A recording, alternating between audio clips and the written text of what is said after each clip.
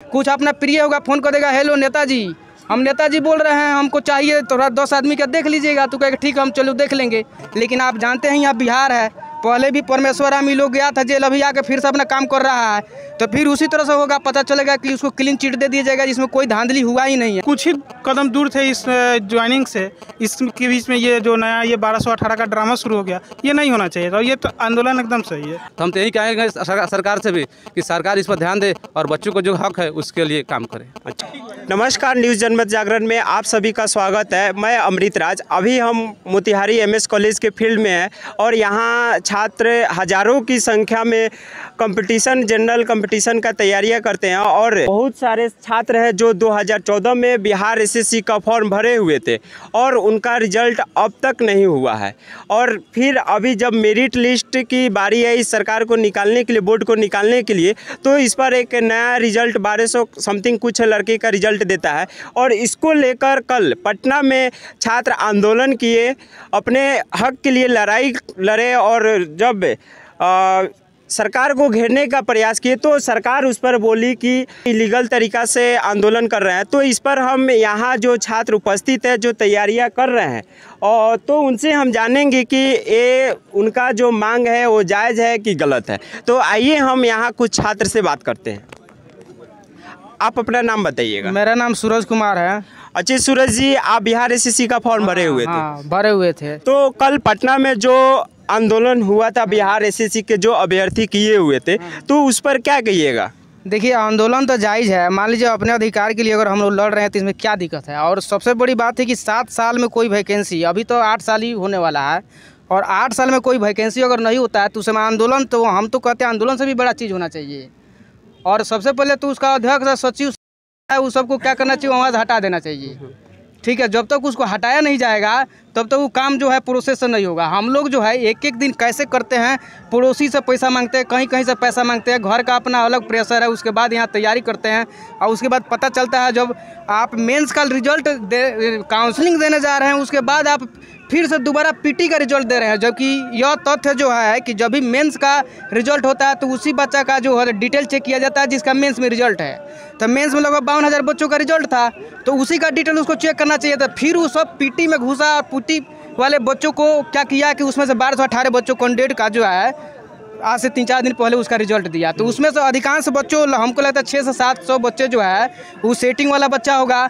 उसी को छुपाने के लिए ओवर एज का एक ड्रामा रचा है। उसमें देखिए उस कहानी को बारीकी से समझिएगा तो कहानी में बहुत पेचअप फंसा हुआ है। वो कहानी जो है ऐसा इतना जो है आसानी से समझा जाने वाली नहीं है। जांच जो कह रहा है ना, अध्यक्ष बोल रहा है कि हम जांच कमेटी जो है बैठा दिए हैं, तो वही बात हुआ कि किसी बिल्ली को आप कह दीजिए कि दही का रखवारी करने के लिए, तो वो कितना अच्छा से करेगी आप समझ ही रहे हैं। वो एक आंदोलन शांत करने के लिए, लोगों को दिखाने के लिए, बच्चों को दिखाने के लिए हम तो अपने स्तर से काम कर रहे हैं। जो इसमें संलिप्त होगा उस पर कानूनी कार्रवाई किया जाएगा। लेकिन आप जानते हैं यहाँ बिहार है, पहले भी परमेश्वर आमी लोग गया था जेल, अभी आके फिर से अपना काम कर रहा है। तो फिर उसी तरह से होगा, पता चलेगा कि उसको क्लीन चिट दे दिया जाएगा जिसमें कोई धांधली हुआ ही नहीं है। पहले तक देखिए, अभी जब तक कि 1218 को रिजल्ट नहीं दिया था तब तक बहाली हमको लगता था फ्रेश था, लेकिन अब इस बहाली से जो है सेटिंग का जो है सुगंध आने लगा है। और जहाँ तक मेरा सवाल है कि निश्चित, हाँ, दुर्गंध भी है। और यहाँ तक हमको जहाँ तक लगता है कि बहाली में ज़रूर धांधली होगा, समझे। अच्छा, ये बताइए, इस धांधली के कारण आप क्या मानते हैं कि आप लोग को जब बिहार एसएससी का शायद मार्क्स भी नहीं बताया गया, तो क्या धांधली का आप कारण मार्क्स नहीं बताना, अपारदर्शिता बताते हैं कि क्या बताते इस धांधली? देखिए, मेन कारण यही है, एक तो मार्क्स नहीं बताना, एक रैंकिंग नहीं बताना। आप ही समझिए, अगर हम ईमानदार हैं तो हमको क्या दिक्कत है, क्वेश्चन उसी समय दे देते, एक कार्बन कॉपी दे दे तो हम वो मार्कशीट से मिला लेते कि मेरा कितना नंबर आ रहा है। उसमें धांधली की संभावना 9 के बराबर होती है। आप तो चोर है और चोर का काम है सेटिंग कराना। अगर आप ये सब दे दीजिएगा तो फिर आप सेटिंग किसको कराइएगा? इसमें कुछ आदमी को अंदर भी तो घुसाना है। कुछ अपना प्रिय होगा, फ़ोन कर देगा, हेलो नेताजी, हम नेताजी बोल रहे हैं, हमको चाहिए थोड़ा 10 आदमी का देख लीजिएगा। तो कहेगा ठीक है, हम चलो देख लेंगे। अगर आप ईमानदार है तो आप ईमानदारी से काम कीजिए, सारी प्रक्रिया कीजिए, जैसे रेलवे करता है, सब चीज़ रिवाइज आंसर की से लेकर सब चीज़ देता है। उस तरह तो आप कर नहीं सकते हैं, क्योंकि आपके अंदर जो है वह पूरी तरह से सेटिंग कराने के एक मन बना लिए कि हमको इससे पैसा कमाना है, कुछ सेटिंग कराना है, सब किसी को भी देखना है। गलत है कि सही है? बहुत बड़ा सही है। ये लड़के के हित के लिए सही है सबसे पहले, और इसको होना सबसे ज़्यादा ज़रूरी है।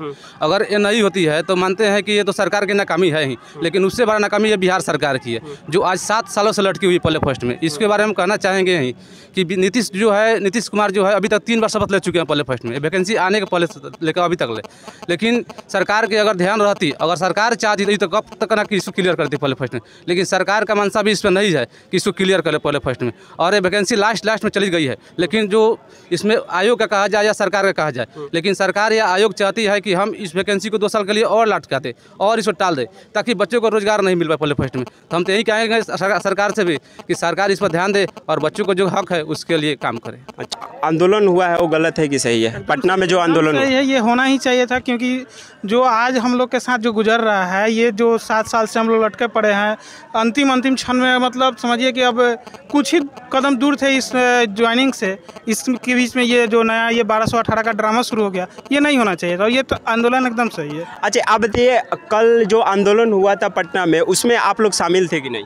जी नहीं, हम लोग नहीं जा रहे, मतलब और लोग गए थे यहाँ से। तो मान लीजिए जो आपके जो मित्र हैं वो शामिल कल आंदोलन में, अगर उन पर किसी तरह का आँच आता है तो क्या उन लोगों को आप साथ दीजिएगा? एकदम साथ देंगे, एकदम साथ देंगे। संभावना सर है ही नहीं। आप किस आधार पर शांतिपूर्ण आंदोलन था, तो आप किस आधार पर आँच कर दीजिए? नहीं, सरकार उस पर कह रही है कि ये इलीगल तरीके से और असामाजिक लोग जब इस तरह का इल्जाम लगा सकते हैं, इस कारण हम बोले। देखिए, सरकार असामाजिक तत्व किसे कहते हैं? असामाजिक तत्व का सरकार सबसे पहले परिभाषा हमको बता दे, परिभाषा बता दे, उसके बाद असामाजिक तत्व हमको लगता है कि आधा ज्यादा उसका लीडर और साथ ही करे थे इलीगल तरीका से भी। इनलीगल तरीका नहीं होता। शांतिपूर्ण आंदोलन किसी भी देश में जो लोकतांत्रिक हो, उस देश में है शांतिपूर्ण आंदोलन इनलीगल नहीं होता। अगर अलोकतांत्रिक देश है, वो सारे देश में इनलीगल आप कह सकते हैं जबरदस्ती। ये तो हमारा देश लोकतांत्रिक है। अभी लोकतंत्र का परिभाषा का मतलब क्या होता है? जो जनता का अपना हक के लिए लड़ सकती है, जनता का शासन होना चाहिए। अच्छा बताइए, लोकतंत्र जब देश कर रहे हैं, तो लोकतंत्र देश में जब कोई छात्र अपना हक के लिए लड़ाई लड़ता है तो उसको आप राजद्रोह या देशद्रोह कह सकते हैं क्या? और उस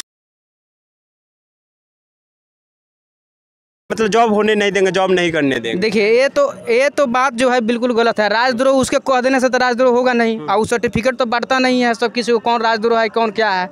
उसका काम है कि बहाली प्रक्रिया पूरा करना। तो 7 साल से आप देख ही रहे कौन राजद्रोह है, पैसा सरकार का लेके कौन काम नहीं करता है। तो आप स्पष्ट रूप से देख रहे हैं राजद्रोह का केस किस पे होना चाहिए, उस पे होना चाहिए। तो उल्टे बच्चों को क्या करता है कि धमकी देता है कि राजद्रोह है। बच्चे जब 7 साल तक आपका इंतजार किए तो कोई दिक्कत नहीं है।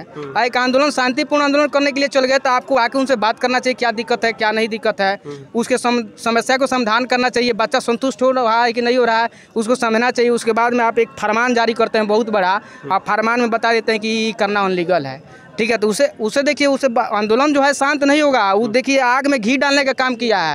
अब और वो आंदोलन जो होगा उग्र होगा। आप इतिहास उठा के पढ़ लीजिए, पूरे इतिहास में जब भी आंदोलन दबाने की कोशिश किया है तो आंदोलन जो है कोई भी आंदोलन और उग्र हो गया। आप अपना नाम बताइएगा। मणिभूषण कुमार। अच्छा, आप भी बिहार एसएससी का फॉर्म भरे थे, तो आप बताइए जो बिहार एसएससी का फॉर्म भरे थे और आपके मित्र और वो जो आंदोलन किए हैं वो गलत है कि सही है? सही है। सही है। और सरकार उस पर जो इल्ज़ाम लगा रही है वो इल्ज़ाम वो सरासर गलत लग रहा है। गलत लगता है।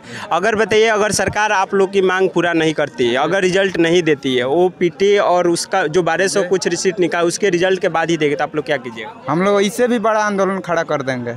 प्लान बना हुआ आगे के लिए कि मानते हैं सरकार अगर 1 सप्ताह के अंदर इसका कोई रिजल्ट नहीं देती, आयोग कोई सबूत नहीं देती है पहले फर्स्ट में नोटिस जारी करके, तो यही हुआ है दिलीप भाई की तरफ से कहा गया है कि आगे जो है हम लोग भूख हड़ताल करेंगे पहले फर्स्ट में। यही तो प्लान है आगे की तरफ से, तो उसमें हम लोग का भी सहयोग रहेगा। सबके सहयोग है। चल, क्योंकि ऐसे भी तो हम लोग भूख से मर रहे हैं, आप देख ही रहे हैं। ऐसे भी हम लोग का जिंदगी जो है, रोज फोन कहीं से आता है, लोग पूछता है, परिजन पूछता है कि कौन वैकेंसी तुम कर रहे हैं कि 7 साल में तुम्हारा काम नहीं हुआ। हम लोग कहते थे भाई मेंस का रिजल्ट आ गया, थोड़ा और दिन वेट कर लो, 1 माह वेट कर लो, 1.5 माह वेट कर लो।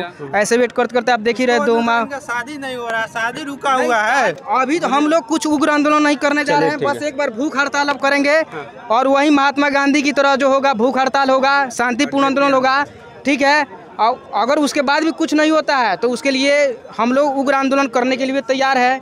जो हाथ कलम अगर चलाना जानता है वो हाथ तलवार भी चलाना जानता है। ठीक है। और कलम से क्रांति जो है बहुत बड़ा एक नारा है, उस नारा को हम लोग क्रियान्वित करेंगे। अगर नवंबर फर्स्ट वीक में आप सोचिए काउंसलिंग होने की संभावना बिल्कुल नहीं है, क्योंकि लगभग हमको लगता है कि 4 के आसपास में दीपावली है और उसके 6 दिन लगभग बाद छठ होता है, तो आप कैसे काउंसलिंग करा लीजिएगा आप?